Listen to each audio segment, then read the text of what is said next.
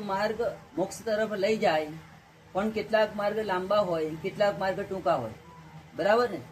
જ્યાંથી તમારે આવવાનું હોય ત્યાં પણ બે માર્ગ તમને ખબર હોય, એક માર્ગ લાંબો છે અને એક માર્ગ ટૂંકો છે. તમે કયો માર્ગ પસંદ કરો? સાચું બોલજો. ટૂંકો માર્ગ પસંદ કરો. અમારે નીરજ છે ને બંને બાજુ રાખે, એક એક વાર પકડાવાનું નહીં.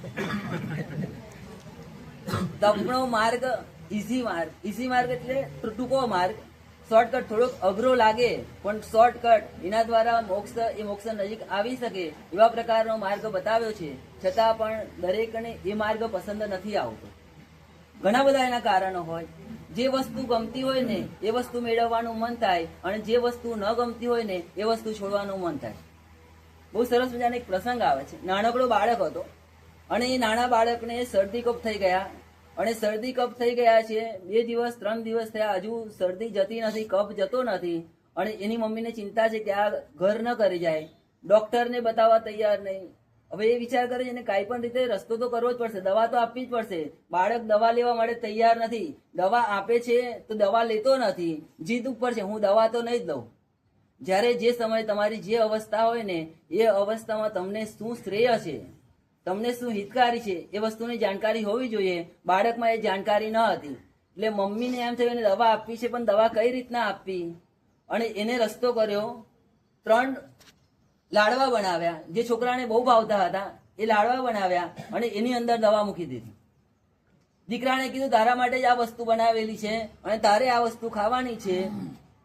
અત્યારે એક લેવાની, એક બપોરે લેવાની, એક સાંજે લેવાની, તારે આ વસ્તુ ખાઈ લેવાની. બીજી કોઈ વસ્તુ કહેતી નથી કે તારે આ વસ્તુ ખાવાની છે.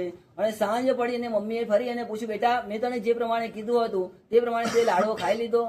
પેલા દીકરું મમ્મી લાડવો ખાઈ લીધો. મમ્મીએ પૂછ્યું કેવો લાગ્યો? છોકરો કહે મમ્મી લાડવો બહુ સરસ મજાનો હતો, પણ પહેલી વખત મેં આશ્ચર્ય થયું, પહેલી વખત મને નવાઈ લાગી. પહેલા જેટલી વખત લાડવા ખાધા છે ને એ બધા લાડવા અલગ પ્રકારના હતા, પણ આજે જે લાડવો ખાધો ને એ ઠળિયાવાળો હતો. ઠળિયાવાળો લાડવો હતો અને મેં લાડવા ખાઈ લીધા અને ઠળિયા ફેંકી દીધા. લાડવો ઈષ્ટ હતો એટલે લાડવો ખાઈ ગયા, અને જે વસ્તુ ઈષ્ટ ન હતી એ વસ્તુ એને ફેંકી દીધી. કહેવાનો ભાવ એ છે લગભગ મોટાભાગના વ્યક્તિઓની, મોટાભાગના જીવોની આ એક માનસિકતા રહેલી હોય. જે વસ્તુ ગમતી હોય એને મેળવવા માટેનો પ્રયત્ન કરવાનો, અને જે વસ્તુ ન ગમતી હોય એને ફગાવી દેવાનું, એને છોડી દેવાનો, એને ત્યાગ કરી દેવાનો. આ દરેકને રહેલી હોય. પણ અમને તો એમ કે છે તમને જે ઈષ્ટ હોય ને સાથે હિતકારી હોય એવી વસ્તુને ગ્રહણ કરવાની. હમણાં ગઈકાલે વાંચન કરતો હતો, એક પુસ્તક આવીને વાંચન, બહુ સરસ મજાની વાત લખી હતી. એમાં એક પદાર્થ લખ્યો હતો. એને કીધું આપણે સંયમમાં અને તપમાં કોઈ પણ વસ્તુ તમને કહેવામાં આવે ને દરેક બાબતમાં એક વસ્તુ કોમન હોય, બધામાં છોડવાની વાત આવે. સંયમ લો તો સંસાર છોડો, તપ કરો તો ખાવાનું છોડો, બધામાં જ છોડવાનું. બહુ સરસ મજાનો એને જવાબ લખ્યો હતો. એને કીધું આ પ્રશ્ન તું એ પૂછ્યો ને એ પ્રશ્નના જવાબમાં હું બીજો એક પ્રશ્ન તમને કરું છું. દાખલા તરીકે કોઈક માણસ જતો હતો અને હાથમાં એટેચી હતી અને એમાં ₹1,00,000 હતા, અને એ ₹1,00,000 લઈને જતો હતો અને વચ્ચેથી કોઈ ચોર લૂંટારો આવ્યો અને એના હાથમાંથી બેગ ખૂંચવી લીધી ને ભાગી ગયો. એના ₹1,00,000 એના હાથમાંથી જતા રહ્યા. એ સતત નિશાસા નાખી રહ્યો છે, આર્તધ્યાન કરી છે. એ ₹1,00,000 જતા રહ્યા અને બીજો માણસ એ જ સમયે ₹1,00,000 ડોનેશનમાં દાન લખાવી રહ્યો છે અને ₹1,00,000 નું દાન આપ્યું. હવે બંનેમાંથી ₹1,00,000 બંનેના ગયા છે. એકના ₹1,00,000 ગયા એમ નથી, બંનેના ₹1,00,000 ગયા છે. પણ આનંદ કોને હશે? બોલો તો ખરા. જેને છોડ્યું એને ને, જેનું જૂટવાયું એને આનંદ નથી. જેને સ્વેચ્છાએ છોડ્યું ને એને આનંદ છે. અંતરાય કરવાનો ઉદય થાય તો કરોડપતિ રોડ ઉપર આવી જાય. કેટલા એવા દેખ્યા છે અમે, કેટલા એવા અમારી જાણમાં આવેલા છે જેની અવસ્થા એક સમય એવી હોય કે આમ જે બોલે ને એ વસ્તુ એનાથી થઈ શકે એમ હોય, અને અવસ્થા બદલાય અને આખી સિચ્યુએશન બદલાઈ જાય. ઘર બાર બધું છોડી દેવું પડે અને દૂરના ખૂણાના ભાગમાં રહેવા જવું પડે એવી અવસ્થા આવી જાય. એને પણ બધી વસ્તુ છોડવી પડે. કર્મનો ઉદય થયો, અંતરાય કરવાનો ઉદય થયો અને એના કારણે બધી વસ્તુ છોડવી પડી. અને એક વ્યક્તિ દીક્ષા લેવા માટે નીકળે છે, સંયમ લેવા માટે નીકળે છે અને એ બધી વસ્તુનો ત્યાગ કરે છે. એમાંથી આનંદ કોને હોય? એકને કર્મનો ઉદય છે અંતરાય કર્મનો ઉદય છે ને એના કારણે એને આ અવસ્થા આવી ગઈ અને એકે બધું ત્યાગ કરી લીધું છે, સ્વેચ્છાએ ત્યાગ કર્યું. આનંદ કોણે? હા, સ્વેચ્છાએ જેને ત્યાગ કર્યું એને. બસ હું આ જ કહેવા જ માંગુ છું, અત્યારે સમજણની અવસ્થા મળી છે, સમજણનો ભાવ મળ્યો છે, સ્વેચ્છાએ બધી વસ્તુ કરવાની છે. પરવસ્થાથી પરાધીનતાથી તો ઘણી બધી વસ્તુઓ કરેલી છે અને એના કારણે ઘણું બધું સહન કર્યું છે, પણ સ્વેચ્છાએ કર્મ નિર્જરા કરવા માટે, કર્મને તોડવા માટે આ એક સરસ મજાનો માર્ગ બતાવ્યો, આંબીલનો તપનો માર્ગ. અને એ થઈ રહ્યા છે ગુરુ ભગવંતોના આશીર્વાદ, અને એ આશીર્વાદથી આંબેલ ચાલે છે. બાકી બહુ અઘરી અવસ્થા છે આમ લાગ્યો, ઘણાને એમ થાય ઈઝી થાય છે, ચાલે છે, પણ ગુરુ ભગવંતોના આશીર્વાદ હોય અને એના કારણે આ તપ માર્ગમાં આગળ વધાય. આજે આંબીલ થઈ રહ્યા છે. મને યાદ આવે, હું લગભગ ઘણી બધી ઓડીના પ્રસંગોમાં આ વાત કરતો હોઉં છું.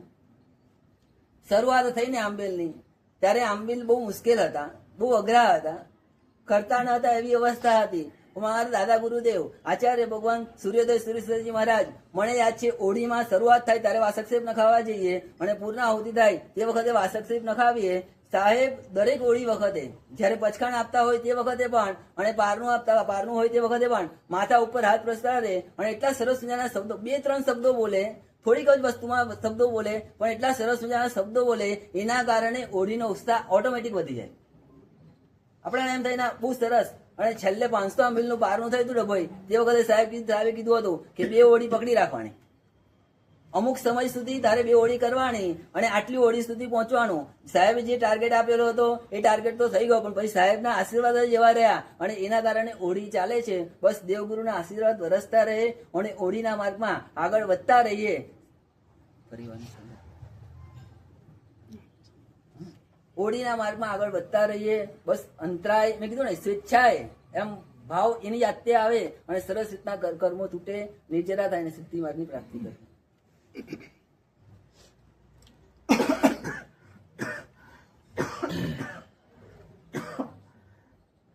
એક કાલ્પનિક કથા આવે છે. બ્રહ્માજી પૃથ્વીનું સર્જન કરી રહ્યા હતા અને એ વખતે એ અલગ અલગ પ્રકારનું બધું સર્જન કરી રહ્યા હતા. જીવોનું સર્જન કર્યું, સૃષ્ટિનું સર્જન કર્યું, એને લાયક બધી વસ્તુનું સર્જન કર્યું. અને સર્જન કરતી વખતે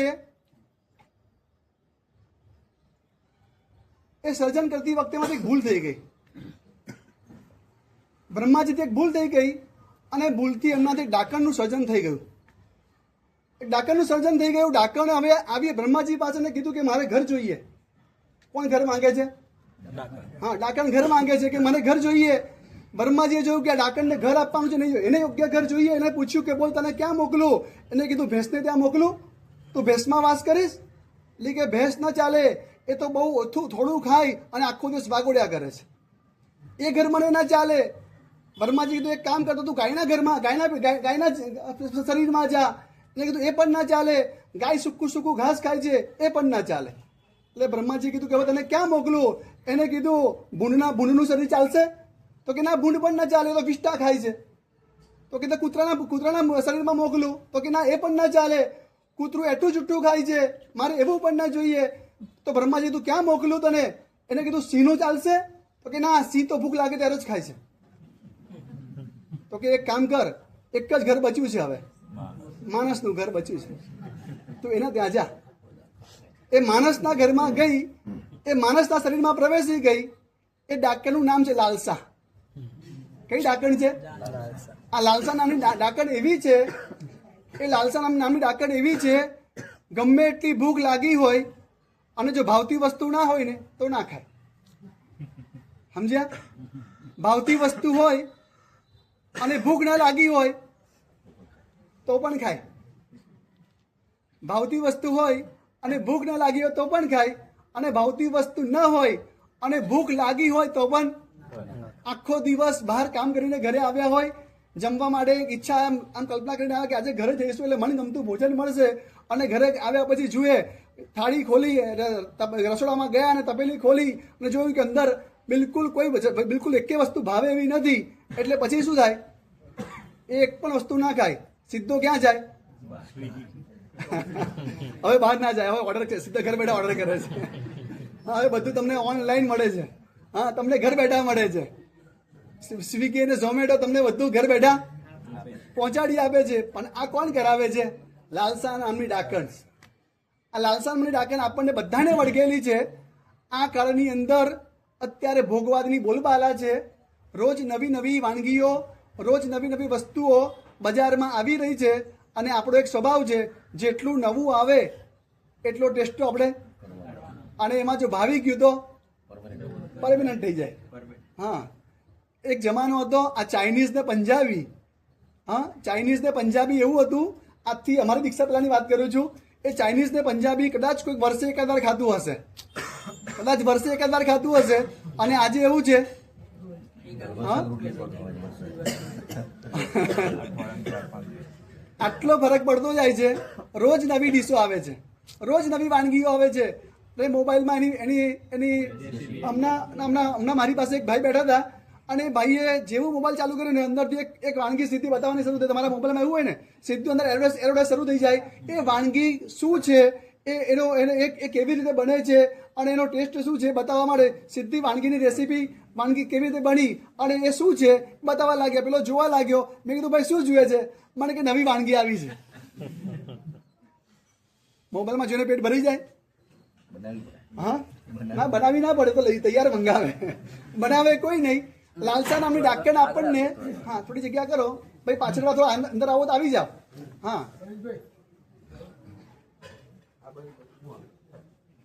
આ લાલસા નામની ડાકણ આપણને બધાને વળગી છે.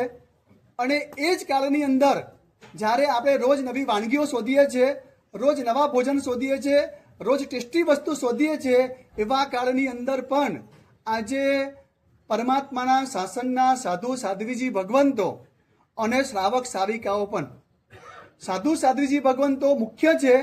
એમના જીવનમાં તપ એ ધન કહેવાયું છે. શું કહેવાયું છે? અમારા માટે અતિચારની અંદર, સાધુ ભગવંતો માટે અતિચારની અંદર એક વિશેષણ મુકાયું છે, તપોધન તને ધર્મે. તપોધન સાધુ માટેનું એક વિશેષણ છે. તપોધન, તપ એ જ જેનું ધન છે એવા સાધુ. એટલે કે તમારા માટે રૂપિયા એ ધન છે, તમારા માટે સોનું ચાંદી એ ધન છે, તમારા માટે વધુમાં વધુ મિલકતો એ ધન છે, અને સાધુ માટે વધુમાં વધુ તપ એ એના માટે ધન છે. બસ તમે એના લિસ્ટો વાંચતા જાઓ. અનેક સાધુ સાધુજી ભગવાન તમે એના તપના લિસ્ટો વાંચો, તમને એમ લાગે ખરેખર આ એમનું ધન છે. એવા તપો એમના જીવનમાં જોવા મળે કે તમે સાંભળીને તમને આમ થાય કે આ કાળની અંદર આટલા બધા ઉપવાસ, આટલા બધા આંબેલ, આટલો દીર્ઘ તપ, આટલો ઉત્કૃષ્ટ તપ, જેમાં એવું હોય ઉપવાસ વધારે અને બેસના બિલકુલ ઓછા. એવો તપ આવે જેમાં 200 દિવસના ઉપવાસ હોય, અને માળ 40-45 બેસના હોય. કેટલા બેસના હોય? માળ 40-45 બેસના હોય. આવો તપ કરનારા તો ઢગલો મળી આવે. એનાથી પણ કઠિન તપ 400, 500 દિવસનો તપ હોય, અને એની અંદર માળ 50 બેસના આવે. હા, ભગવાનના શાસને ઉત્કૃષ્ટમાં ઉત્કૃષ્ટ તમે જે કરવું એ કરી શકો. બેસનાવાળા તપ પણ બતાવે, આંબેલવાળા તપ પણ બતાવે, ઓછા બેસનાવાળા તપ પણ બતાવે, વધારે ઉપવાસવાળા તપ પણ બતાવે. અને એમાં તમારે તમારી શક્તિ એને ખીલવતા જવાનું, અને આગળ ને આગળ વધતા જવાનું. અને એમાં પણ સાધુજી ભગવંતો તો એવા હોય, એમને તો એવું હોય કે મારે મારા શરીરની કસોટી કરી લેવાની. શું વિચાર કરે? આપણે શરીરને સાચવી લેવાની વાત હોય. આપણે તપ કરીએ ખરા, પણ કેવી રીતે કરવાનો? બોલો. સારી રીતે તપ કરવાનો. તમે કહો સાહેબ શરીરની શક્તિઓ પ્રમાણે કરવાનો. હા, શરીરને અનુકૂળ પડે એ રીતે કરવાનો. આપણી માનસિકતા એવી હોય, વર્ષમાં એકાદ તપ કરીએ એટલે આપણને એમ લાગે કે આપણે બહુ કર્યું. આપણને લાગે કે આપણે બરાબર કે નહીં. આપણે એકાદ તપ કર્યો હોય, માસક સમન કરાવ્યા, એ વખતે અહીંયા વડોદરા શહેરમાં સામુદાયિક માસક સમન બધા જ વિસ્તારની અંદર, વાઘોડિયા રોડમાં આ સંઘની અંદર પણ ધર્મરત્ન શ્રી મહારાજ ચાતુર્માસ અહીંયા હતા, અને એ વખતે અહીંયા પણ માસક સમન, અને એ વખતે અહીંયાથી પણ હેમંતભાઈને માસ ખમણ હતું. હા, પણ એ માસ ખમણ થયા પછી એમ કહીએ કે ભાઈ હવે બીજું કંઈ કરવાનું છે, ત્યારે તમારો જવાબ એવો હોય કે સાહેબ આ વર્ષનો કોટા મારો પૂરો થઈ ગયો. હા, આપણે ફિક્સ કોટા રાખ્યો હોય. શરીર માટે આપણો તપનો એક કોટા છે, એ પણ જેની પાસે છે એની પાસે, બાકી કોઈની પાસે બિલકુલ નથી. પણ કેટલાક હજુ પણ એવા છે કે જે લોકો એમ રાખે છે ને કે જીવનમાં કે વર્ષમાં અમુક તપ કરવાનો અને એ થઈ જાય એટલે આપણે માનીએ કે ધન્ય થઈ ગયા આપણે આપણું વર્ષનું કાર્ય પૂરું થઈ ગયું આપણે એવું માનીએ. પણ સાધુજી ભગવાન તો એવા છે કે જે તપ એટલા બધા કરે છે અને એ તપ વચ્ચે પણ પોતે પોતાના શરીરની કસોટી, પોતાના મનની કસોટી પણ કરતા રહે.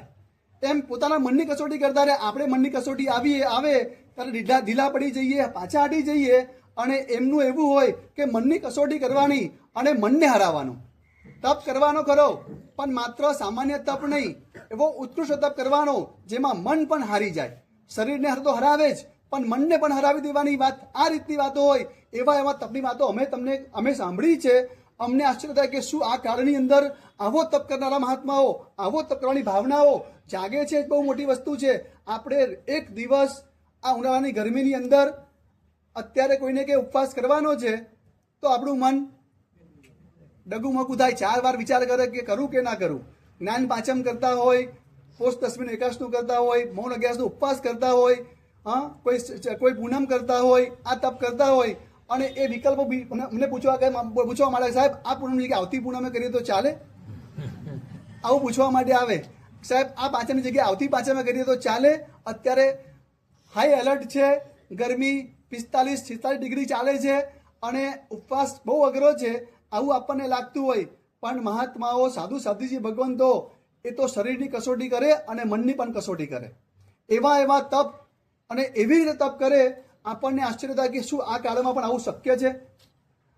અમે દર વખતે માસક સમન વખતે આ એક ઘટના ખાસ કહેતા હોય છે. એ માસક સમન સાથે પણ કનેક્ટેડ છે અને આંબેલ સાથે પણ કનેક્ટેડ છે. અને છેલ્લું ગણેશ સિદ્ધિતાપ સાથે કરશું આપણે. એ ઘટના એવી જબરજસ્ત છે. સાધુજી ભગવાન થતા ચાતુર્માસ નવસારીમાં કર્યું. સત્ય ઘટના છે, થોડા વર્ષો પહેલા બનેલી ઘટના છે. એમને સળંગ આંબેલ ચાલુ હતા. પહેલા 500 આંબેલ પૂરા થયા, પણ એમની ભાવના હતી કે હજુ આગળ જવું છે. સળંગ 500 આંબેલ પૂરા થઈ ગયા પછી એમને આંબેલનો તપ હજુ આગળ વધાર્યો. આંબેલનો તપ હજુ આગળ ચાલ્યો અને ચાતુર્માસ નવસારીમાં થયું ત્યારે એમના 900 આંબેલ પૂરા થયા. કેટલા આંબેલ પૂરા થયા? 900 આંબેલ પૂરા થયા. અને 900 આંબેલ પૂરા થયા એમને થયું કે હવે 1000 આંબેલ બહુ નજીકમાં છે, પણ હવે આંબેલ તો ચાલે જ છે, પણ સાથે સાથે તીર્થયાત્રા પણ કરવી છે. અને એમને મનથી નિર્ધાર કર્યો કે હવે મારે અહીંથી શંખેશ્વર જવું છે. 900 આંબેલ પૂરા થઈ ચૂક્યા હતા. ચાતુર્માસ પૂરું થયું, વિહાર કરવાનો હતો અને મનમાં ભાવ થયો શંખેશ્વર તીર્થયાત્રા કરવા માટે જવું છે. પણ શંખેશ્વરની તીર્થયાત્રા કરવા જતી વખતે તપ ઉત્કૃષ્ટ કરવો છે. હવે આંબેલ સળંગ 900 ચાલુ છે. હવે એનાથી ઉત્કૃષ્ટ બીજું શું હોઈ શકે? શું કરી શકાય? હા, આનાથી વધારે ઉત્કૃષ્ટ શું કરી શકાય? એમને ઉપવાસ શરૂ કર્યા. 900 આંબેલ ઉપર એમને ઉપવાસ શરૂ કર્યા અને વિહાર શરૂ કર્યા. એક બાજુ 900 આંબેલ પૂરા થઈ ચૂક્યા છે. 900 આંબેલ પર એક તો આંબેલ પર આપણને વિહાર જ અઘરો લાગે. આંબેલનો તપ આટલો ચાલતો હોય અને એમાં વિહારો કરવાના. અમારે પણ એવું થાય. અમે અમદાવાદથી નીકળ્યા હતા, વિહાર શરૂ કર્યો હતો અને વિહાર વચ્ચે જ અમારા બધા જ મહાત્માઓ અત્યારે પણ 5 મહાત્માને આંબેલનો તપ ચાલે છે. 5 સાધુ ભગવંતોને આંબેલની ઓળીઓ ચાલે છે. કોઈકને 78મી ઓળી, કોઈકને 59મી ઓળી, કોઈકને 41મી ઓળી, કોઈકને 32-33મી ઓળી, બધાને ઓડિયો ચાલુ. અને આ જ ગરમીની અંદર એમને ઓડિયો સતત ચાલુ હોય. એક ઓળી પૂરી થઈ નથી. કદાચ એવું બને અમારા નાના સાધુ ભગવાન તો એવા છે, કન્ટિન્યુ કરવાનું. એકથી પારું નહીં કરવાનું. એક સાથે 2-3 ઓળી જ કરવાની. 2-3 ઓળી એક સાથે કરે. નાના સાધુ છતાં પણ આટલી ભાવના રાખે. અમારા કૃપારત્ન મહારાજ એમને પણ એવું હોય, એક ઓળી પૂરી કરી અને કદાચ 10-15 દિવસ આપણું બીજી ઓળી શરૂ થઈ જાય.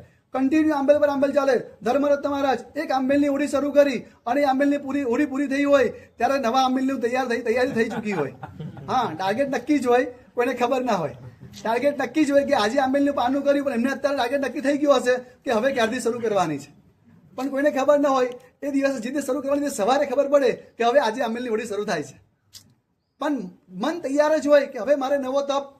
આપણે એવું હોય, એક તપ કર્યા પછી 1 વર્ષ રાહ જોઈએ અને એમને એવું હોય એક તપ પૂરો થયા પછી જલ્દીથી નવો તપ ક્યારે શરૂ કરું, આ ભાવના હોય. પેલા સાધુજી ભગવંતે 900 આંબેલ ઉપર વિહાર શરૂ કર્યો અને વિહારની સાથે એમને થયું કે ઉત્કૃષ્ટ કરવું છે, તીર્થયાત્રા કરવી છે, ઉત્કૃષ્ટ તપ કરીને કરવી છે અને એમને ઉપવાસ શરૂ કર્યા. એક સાથે ઉપવાસ, 900 આંબેલ પર ઉપવાસ અને ઉપવાસમાં વિહાર કેટલા દિવસ કરી શકાય? ઉપવાસમાં વિહાર કેટલા દિવસ કરી શકાય? કદાચ પહેલે દિવસ થઈ જાય, હજુ પછી બીજી દિવસ તો પારણું કરવું પડે કે નહીં? પણ એમને ઉપવાસ પર ઉપવાસ કન્ટિન્યુ ઉપવાસ, 900 આંબેલના ઉપવાસ પર વિહાર ચાલે અને આમ કરતા કરતા કરતા 42મા દિવસે શંખેશ્વર પહોંચ્યા. કેટલા ઉપવાસ થયા? 42. તમે વિચાર તો કરો કે 42મા દિવસે ઉપવાસ પર વિહાર કેવી રીતે શક્ય બની શકે? પણ મેં કીધું ને, શરીરની કસોટી તો ખરી જ, પણ મનની પણ કસોટી. તપ કરવો છે, ઉત્કૃષ્ટ તપ કરવો છે અને આ ભાવનાઓ હોય ત્યારે આ થઈ શકે. અને એ રીતે 42મા દિવસ શંખેશ્વર પહોંચ્યા. આને થયું કે શંખેશ્વર તો આવી ગયા, પણ પારણું હજુ નથી કરવું. શંખેશ્વરમાં આવ્યા તો શંખેશ્વર ભગવાન અઠ્ઠમ તો કરવાનો જ, એટલે પાછો કન્ટિન્યુમાં.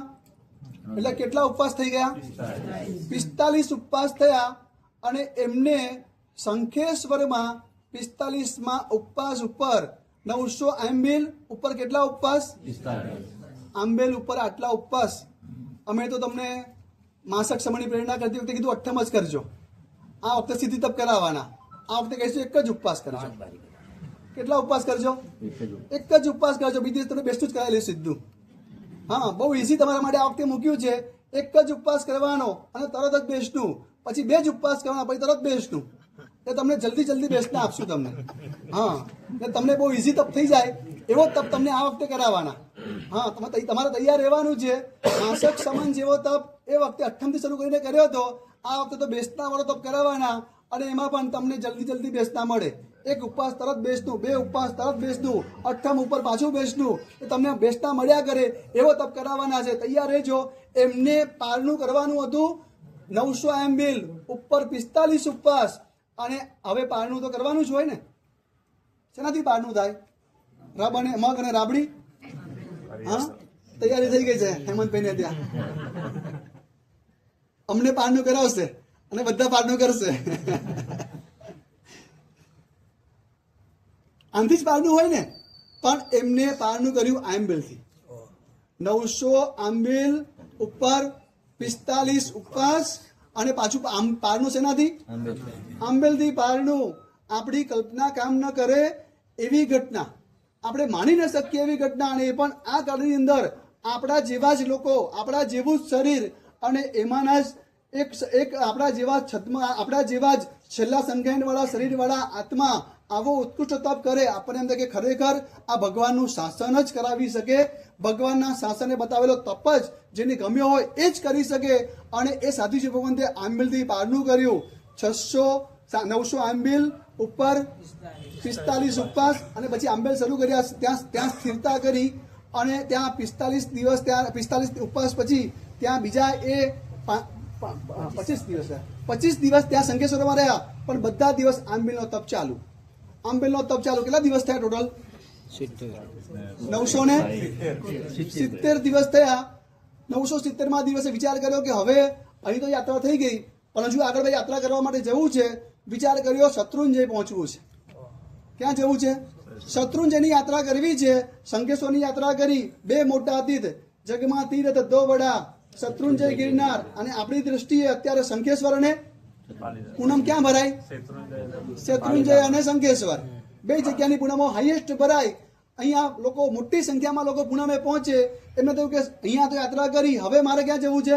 શત્રુંજય જવું છે અને વિહાર શરૂ કરવો છે. પણ પાછો મનમાં એ જ ભાવ, ઉત્કૃષ્ટ તપ સાથે જવું છે. પાછા ઉપવાસ શરૂ કર્યા.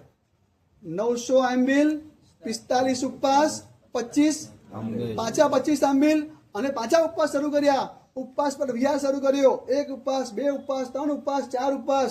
અને આમ કરતા બરાબર 27 દિવસે શત્રુંજય પહોંચ્યા. કેટલા ઉપવાસ થઈ ગયા? 45 ઉપવાસ પણ થઈ ગયા અને માંસ ખમણ પણ થઈ જવા આવ્યું. માત્ર 3 દિવસ બાકી રહ્યા. શત્રુંજય પહોંચ્યા. ત્યાં પણ આ જ ભાવ, દાદા પાસે જઈએ છે તો એમને તો જવાય નહીં, કંઈક તો ભેટ દાદાને આપવાની. એટલે વિચાર કર્યો કે અઠ્ઠમ અહીંયા પણ કરવો છે. અને એ રીતે શત્રુંજય પહોંચીને અઠ્ઠમ કરીને ભગવાનની યાત્રા કરી અને આ રીતે ત્યાં માસક સમનનો તપ પૂરો કર્યો. 900 આંબિલ જરા બોલતા જાઓ. પછી ઉપર કેટલા ઉપવાસ? પાછા કેટલા આંબિલ? પાછા કેટલા ઉપવાસ? 30 ઉપવાસ. બોલો આમાં કેટલી કસોટી થાય? કેટલી કસોટીઓ આવે?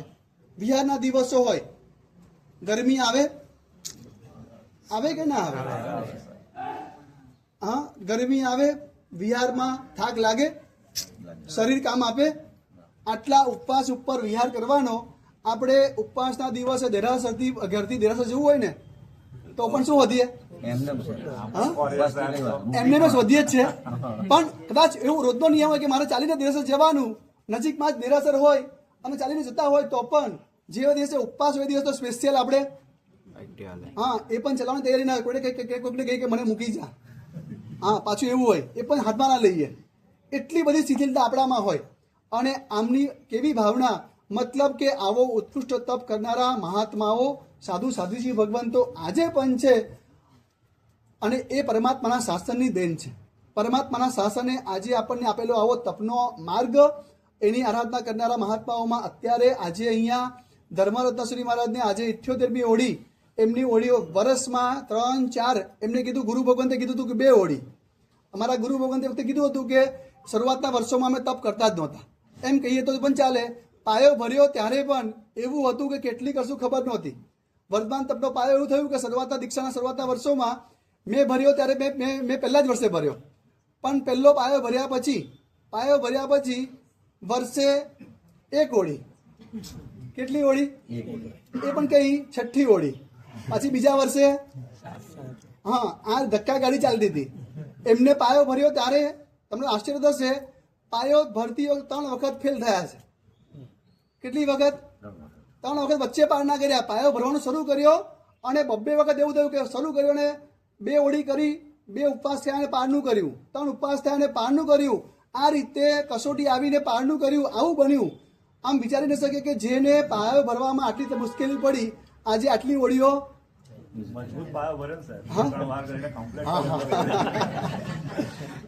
કઈ નહીં મજબૂત ભરજો પણ પછી તો આગળ વધશે કે નહીં. પણ દેવગુરુ કૃપા, આને જ દેવગુરુ કૃપા કહેવાય કે આવી પોઝિશનમાં જેને શરૂ કર્યું છે એ આજે આટલી બધી ઓળીઓ, એ પણ સતત ઓળીઓની અંદર. એવું નહીં કે ભાઈ આજે 1 વર્ષે કરી પછી 2 વર્ષ ગેપ પડ્યો પછી કરી, એવું નહીં. કન્ટિન્યુ ઓળીઓ દર વર્ષે 3-4 ઓળીઓ એક સાથે એક ઓળી કરે એટલે 3.5 મહિના લાગે. 2.5 મહિના લાગે. 2.5 મહિનાની એક ઓળી. વિચારો કરે કે વર્ષમાં 4 ઓળી, આ વર્ષે 4થી ઓળી છે, આ વર્ષે 3જી ઓળી છે. હજુ પછી હજુ ચોમાસું પહેલા ચોમાસામાં પછી બીજે થઈ જશે. એટલે વર્ષ પૂરું થાય ત્યાં સુધીમાં 4 થી 5 ઓળી. 4 ઓળી તો ખરી જ, લગભગ 4 ઓળી પહોંચે. મતલબ આ રીતે ચાલે તપ. એટલે લગભગ 9 થી 10 મહિનાના આંબિલ. એક વર્ષમાં લગભગ 9 થી 10 મહિનાના આંબિલનો તપ, જેને શરૂઆતમાં પાયા ભરવા માટે તકલીફ પડી અને આજે આટલી બધી ઓળીઓ થઈ રહી છે. બસ ચોક્કસ આ દેવગુરુ કૃપાનું જ પરિણામ છે. ગુરુ ભગવંતોએ આપેલા આશીર્વાદ છે, એમના મુખના વચન છે. અને એમના વચનના કારણે જ આજે આવા ભાવ વધે છે અને વૃદ્ધિ પામે છે. અને આજે તપ અહીંયા સુધી પહોંચી શક્યા છે. બસ ભગવાનને પ્રાર્થના કરીએ કે બધાના જીવનની અંદર આ તપનો માર્ગ જે ખરેખર મોક્ષ પ્રાપક છે, મોક્ષ સુધી પહોંચવા માટે સૌથી સરળ, તમારી દ્રષ્ટિએ કદાચ અઘરો છે, પણ એમ કહીએ કે બીજા કષ્ટો કરીને તમે કરબો ખપાવો, કેન્સરથી કરબો ખપાવવા એના કરતાં ઉપવાસથી કરબો ખપાવવા સારા કે નહીં સારા? કેન્સરથી પણ કરબો ખપે છે અને ઉપવાસથી પણ કરબો ખપે છે. એટલે કહું છું કે કેન્સરથી કરબો ખપાવવા એના કરતાં ઉપવાસથી કરબો ખપાવવા સારા. એટલે કહું છું સહેલો. જેને કેન્સર થયું હોય અને કર્મો ખપાવતા ત્યારે એની પોઝિશન પૂછતા ખબર પડે કે કઈ અવસ્થામાં કર્મો ખપાવે છે, કઈ રીતે કર્મો ખપાવે છે. કર્મો ખપાવતી નવા કર્મો બાંધે છે. અને આ તપનો માર્ગ એવો છે, માત્ર નિર્જરા, માત્ર કર્મો ખપાવવાની જ વાત. અને એમાં પણ ભયંકરમાં ભયંકર, કદાચ જે કર્મો નિર્જરી શકે ન એવા નિકાચિત કર્મો પણ એ ખપાવવાની તાકાત તપની અંદર છે. બસ એ તપના માર્ગે આચરણ કરીને પૂર્વકાળના નિકાચિત કર્મો પણ ખપી જાય અને જલ્દીથી સિદ્ધિ પદની પ્રાપ્તિ થાય. એવા મંગળ આશીર્વાદ, એવી મંગળ ભાવના બધા સાધુ ભગવંતો અહીંયા છે. આજે રત્ન મહારાજ ભાવરત્ન મારા આ બધાના જ તપ બહુ સરસ ચાલી રહ્યા છે. અરમરત્ન મારા અહીં હાજર નથી, એમને પણ આંબેલની ઓળી ચાલુ છે. બધાના તપ ચાલુ છે અને ખૂબ સરસ રીતે એ લોકો તપમાં આગળ વધે છે.